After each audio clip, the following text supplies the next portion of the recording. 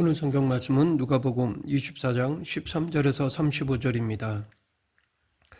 예루살렘에서 엠마오까지는 약 11km쯤 됩니다. 엠마오는 예루살렘에서 그리 멀지 않은 곳입니다. 예수님을 따랐던 제자들 가운데 두 사람이 엠마오로 가면서 근간 예루살렘에서 일어난 모든 일에 대해서 이야기를 주고받았습니다.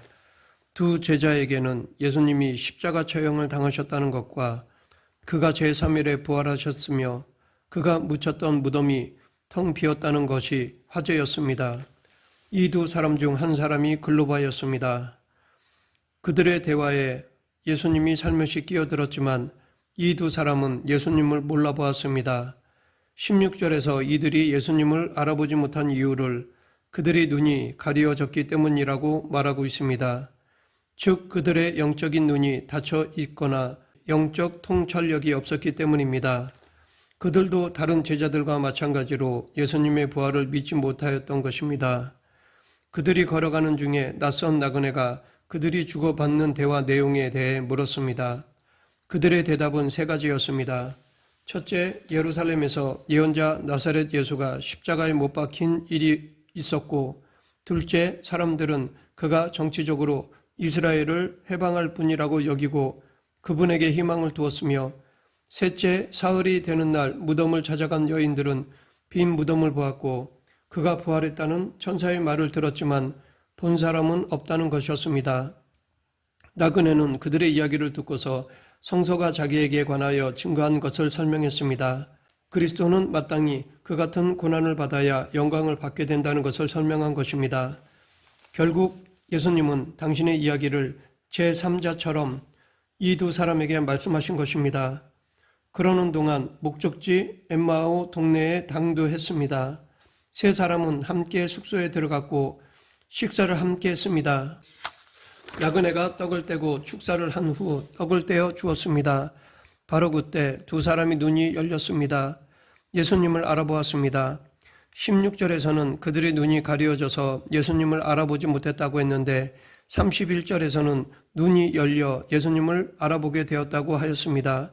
그러자 예수님은 사라졌습니다. 예수님은 사라졌지만 그들이 엠마오로 오는 길에서 경험한 것들이 되살아났습니다. 그래서 그들은 그분이 길에서 성경을 말씀하실 때 우리의 마음이 뜨겁지 않더냐, 속에서 마음이 뜨겁지 아니하더냐 라고 하였습니다. 그리고는 그 즉시 왔던 길을 되돌아 예루살렘으로 갔습니다. 이제 엠마오로 가는 길은 다름 아닌 예루살렘으로 다시 돌아가는 길임이 드러났습니다. 표현으로 두 길이지만 하나의 길이라는 것을 알게 되었습니다. 이 두 사건에서 지금 우리에게 필요한 교훈을 알아보겠습니다. 첫째, 우리는 모두 엠마오로 가는 길에 있는 사람들입니다. 엠마오의 두 제자처럼 우리는 항상 좌절과 낭패를 경험하며 삽니다. 실업자와 노숙자들의 문제도 실상은 사회적인 엠마오로 가는 길입니다.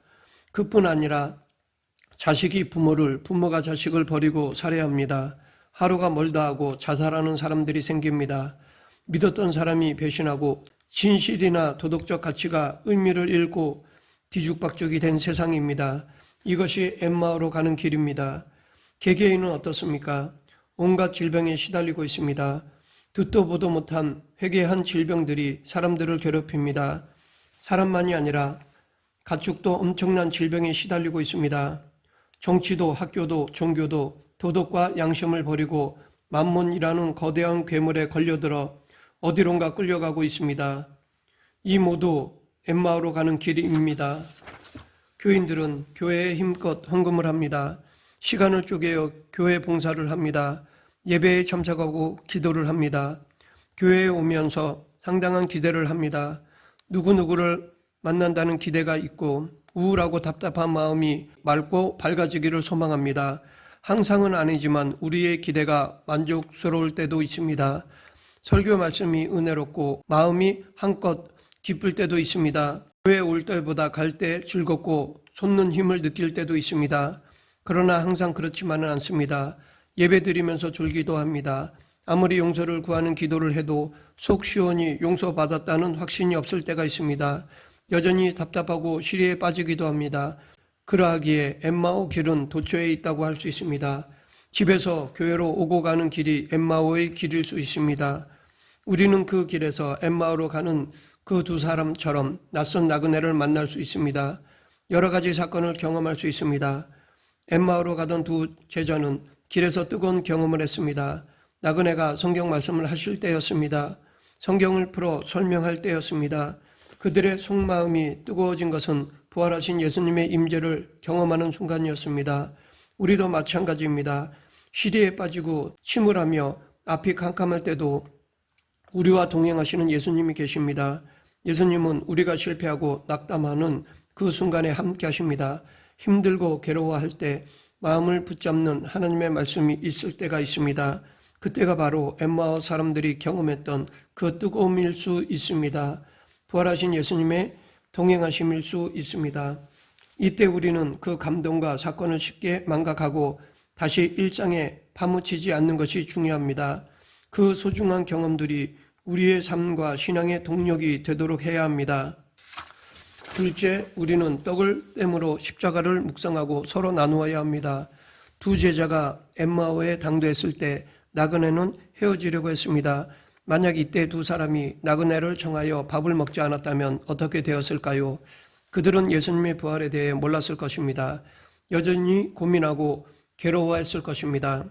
그런데 두 사람은 나그네를 강권해서 함께 숙박하자고 했습니다. 날이 저문 때라 우리와 함께 머물자고 나그네를 설득한 것입니다. 나그네는 떡을 들어 축사하시고 떼어 그들에게 나누어 주셨습니다. 그때 그들의 눈이 밝아졌습니다. 어느 때? 함께 식사할 때입니다. 함께 감사 기도할 때입니다. 떡을 떼고 함께 나누어 먹을 때입니다. 바로 그 순간 그들의 눈이 밝아져 예수님을 알아보았습니다. 그 순간 예수님은 사라졌지만 그들은 기뻤습니다. 길에서 그들의 마음이 뜨겁고 감동적이었던 이유를 비로소 깨달았습니다. 예수님이 떡을 들어 축사하는 모습은 그들로 하여금 오병이어의 기적 사건을 떠올리게 했을 것입니다. 예수님이 갈릴리에서 죄인들, 세리들, 가난한 사람들과 어울리고 그들과 함께 식사하신 것을 회상하게 했을 것입니다. 이 모습은 우리로 하여금 최후의 만찬을 연상케 합니다. 그리고 지금 우리가 참여하는 성만찬을 생각하게 합니다. 우리도 성만찬을 통해 최후의 만찬과 예수님의 오병이어의 기적과 예수님이 가난하고 멸시받고 소외된 사람들을 사랑하신 삶을 떠올려야 합니다. 떠올릴 뿐만 아니라 그때마다 우리의 마음이 뜨겁고 영적인 눈이 밝아져 예수님이 순환당하신 이유를 묵상해야 합니다. 사도 바울처럼 십자가에 못 박히고 다시 사신 주님이 내 안에 살아계심을 고백해야 합니다. 이렇게 주님의 성만찬에 참여할 때 우리의 종교적 감수성이 더 예민해져서 전에 보지 못한 것을 보고 전에 주저하고 미루었던 진실과 정의와 진리 편에 설 수 있어야 합니다. 떡을 떼는 것은 나누는 것입니다. 실제로 우리를 뜨겁게 하고 성숙하게 하는 것은 나눔에서 이루어집니다. 좋은 생각, 좋은 경험을 함께 나눔으로써 우리가 성숙해집니다. 초대교회 공동체처럼 유무상통하는 나눔의 삶이 하나님 나라의 모습입니다. 거기에서 하나님의 뜻이 이루어집니다. 삭개오가 회개했다는 구체적인 모습은 나눔이었습니다. 부자 청년이 영생의 길에서 탈락한 것은 나눔을 거절했기 때문입니다. 충청북도 음성에 꽃동네라는 곳이 있는데 그 꽃동네 시작은 작은 나눔의 삶에서부터 시작되었습니다. 최기동 할아버지가 굴다리 밑에 있는 거지들을 위해서 동량을 했습니다. 자기 하나 얻어먹기도 어려운데 기동하지 못하는 더 불쌍한 거린들을 위해서 동량살이를 했습니다. 밥을 빌어먹을 힘만이라도 주신 하나님께 감사한다는 것이 그의 기도였다고 합니다. 나눔은 꼭 많이 있어서가 아닙니다. 예수님께서는 여우도 굴이 있고 공중에서도 거처가 있으되 인자는 머리 둘 곳이 없다라고 하셨습니다. 여기서 머리 둘 곳이 없다라는 말은 자신의 권리를 주장하거나 쉴 만한 처소가 없다는 의미로 이 땅에서는 자신의 소유가 전혀 없음을 말씀하신 것입니다. 그럼에도 예수님은 우리에게 최고의 선물을 주셨습니다. 당신의 몸과 피를 몽땅 주셨습니다. 우리도 이런 나눔을 통해 부활을 체험할 수 있는 것입니다. 셋째, 우리는 예수 그리스도를 전해야 합니다. 부활하신 예수 그리스도를 전해야 합니다. 그리고 하나님이 주신 사명을 감당해야 합니다. 엠마오에서 두 제자들은 마음만 뜨거운 것이 아니라 그 뜨거운 마음으로 그들은 즉시 그 밤중에 예루살렘으로 돌아갔습니다. 은혜 받았다, 감동적이었다 라는 말로 끝나지 않았습니다. 실천으로 옮겼습니다. 전에 몰랐던 예수님을 알게 되고 뜨거운 체험을 한 것으로 그치지 않았습니다. 두려움과 근심이 가득한 곳, 아직도 살기가 팽배한 예루살렘으로 돌아갔습니다. 이 두 제자들은 깨닫는 즉시 가슴이 뜨거운 체험을 한 즉시 행동했습니다. 예루살렘으로 귀환했습니다. 예루살렘에 가면 영광을 받을 보장이 있어서가 아니었습니다. 세계관, 가치관이 변했기 때문입니다. 그들이 시리에 빠진 것은 너무 성급했습니다. 왜냐하면 예수님은 죽으셨지만 살아나셨기 때문입니다. 그것은 환상이 아니라 현실임을 확인하였습니다. 그들은 예수님의 추종자들을 색출하는 예루살렘으로 돌아가 예수님의 부활을 전했습니다.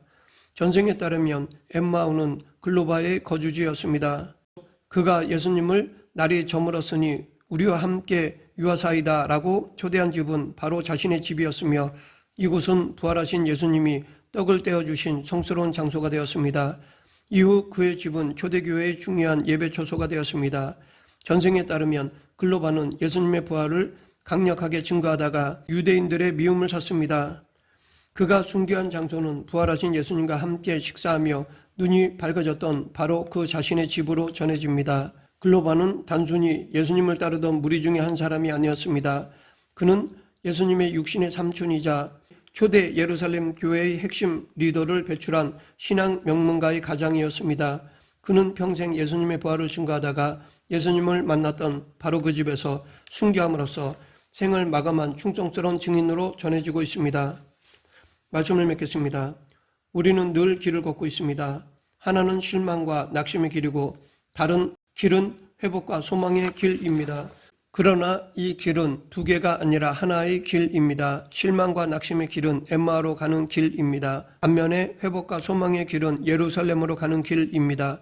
부활하신 예수님을 믿는 우리는 엠마오로 가는 길이 아닌 예루살렘으로 가는 길을 가야 합니다.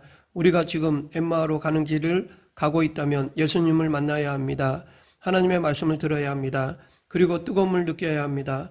그럴 때 돌이켜 예루살렘으로 갈 수 있습니다. 우리 모두 예루살렘으로 가서 즉 각자에게 주신 사역지로 가서 주신 사명을 감당하는 성도가 되길 간절히 축원합니다. 기도하겠습니다.